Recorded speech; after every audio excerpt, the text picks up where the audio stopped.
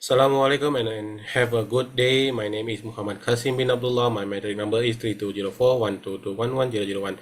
I am a student from Diploma in Pharmacy from KPJ Healthcare College, Penang.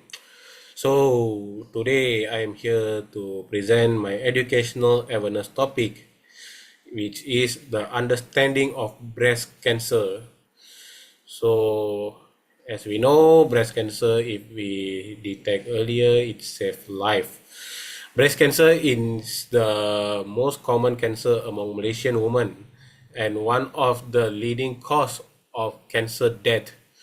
Early detection, proper treatment, and continuous support can improve the survival and quality of life. So let's move into the definition. So breast cancer is a malignant growth of cell in the breast tissue.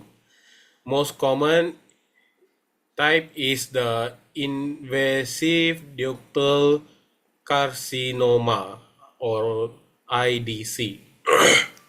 It starts in the milk duct and spread into the surrounding breast tissue.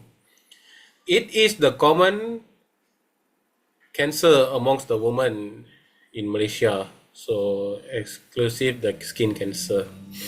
So the pathophysiology, how it's developed. So in breast cancer, the developed through the series of cellular change. It is genetic mutation or DNA damage, hormonal stimulation, estrogen, or other hormones, uncontrolled cell division, cell growth rapidly, on tumor formation, mass of cancer cell form, and then may spread to the lymph nodes and distant organ. So the risk factor is increasing of age, as we know,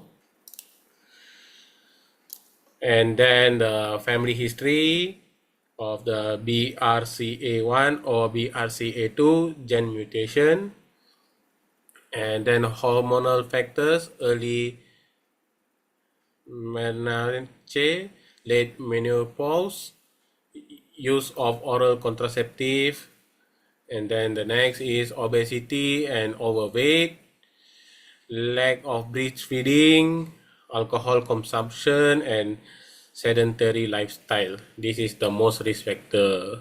So Malaysian fact, breast cancer is the most frequently occurring cancer among Malaysian women. Malaysia has one of the highest breast cancer mortality rates in Southeast Asia. Malaysian women are diagnosed at young age compared to the Western country, and early stage detection improves the survival outcomes. So next we go to the sign and symptoms.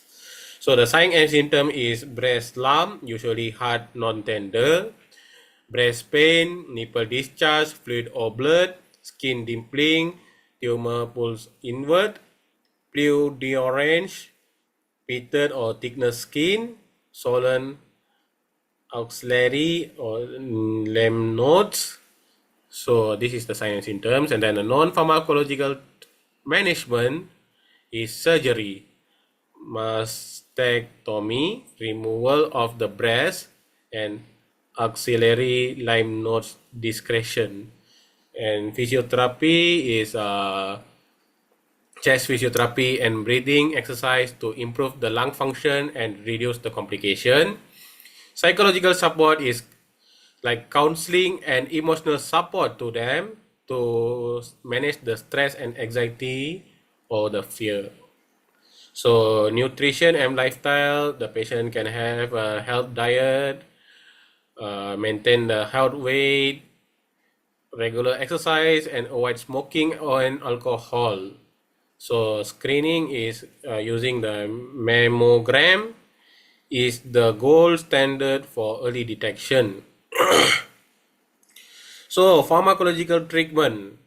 So hormonal treatment, usually we will use tamoxifen. So it blocks the estrogen receptor. Anastrozole, it stops the estrogen production. So its next is the chemotherapy. It kills rapidly the dividing cell. So usually chemotherapy is to kill the cancer cell lah. So the medication is doxorubicin, cyclophosphamide, and paclitaxel. So the target therapy for HER2 positive cancer is the medication for that is trastuzumab. It's herceptin, and then supportive medication is like antibiotic such as ceftriaxone, pain relief medications such as paracetamol or diclofenac. For the nutrition support, is vitamin C, B complex, or iron supplement lah. So the medication counseling, like adherence, take all medication as prescribed for the best outcome.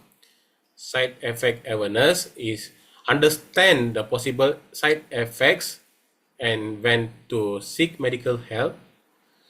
So we should monitor regularly, follow up appointment and lab tests. So lifestyle advice is eat healthily, exercise, stop smoking, and limit the alcohol intake. So emotional support is very important in this case because we should encourage family support and counseling when needed. Because they will break, because once they listen to this, they will break, so they need the emotional support. So the common side effects is hot flush, nausea and vomiting, bone loss with anastrozole, risk of blood clot with tamoxifen, hair loss, fatigue, cardiotoxicity with certain chemotherapy drug or targeted drug lah. Report any usual symptoms immediately to the healthcare provider if get any of these side effect. So possible complication is metastasis, spread of cancer to distant organ, brain, lungs, liver, or bone. So the surgical risk is infection, bleeding, seroma, fluid build-up at the surgical site, lymphedema, swelling of the arm due to lymph node removal, reduced mobility due to the post-surgical may cause the limited shoulder movement, emotional distress, it is anxiety, depression, and fear or recurrent. So recurrent is cancer may return required for the treatment lah. So breast cancer in Malaysia. So most common cancer along Malaysian women. For now, as my case study, it's most common lah nowadays, and then it's leading be in the Malaysian woman, and then the late presentation is common. Many patients present at the stage 3 or stage 4, leading to poorer survival outcome. Screening rates are still low. Mammogram awareness and screening rates remain insufficient in Malaysia. Malay woman shows poorer survival. In the studies of mine, it shows the Malay patient tend to have a poorer survival compared to other ethnic group lah. So early detection improves survival, early screening, prompt diagnosis, and proper treatment to save life. Lifestyle matter, healthy diet, regular exercise, maintaining ideal weight, and avoiding alcohol or can reduce the breast cancer risk actually.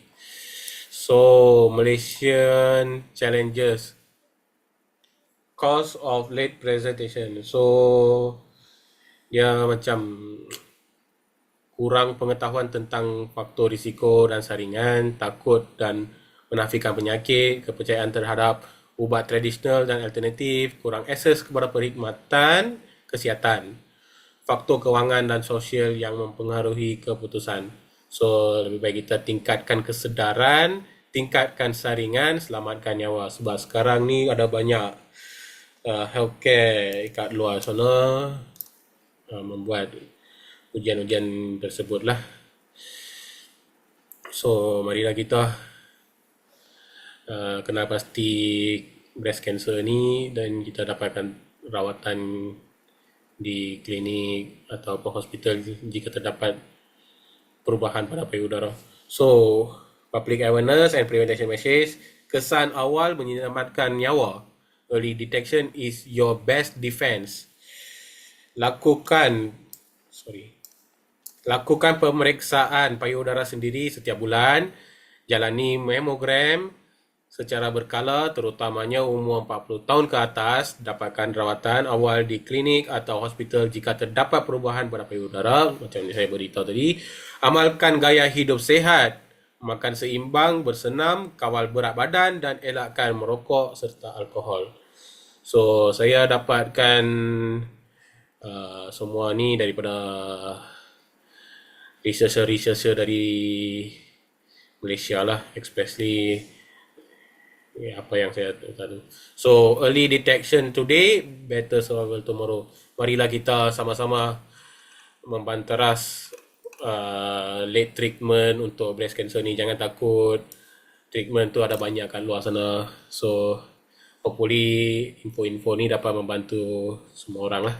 Thank you, have a nice day. Assalamualaikum.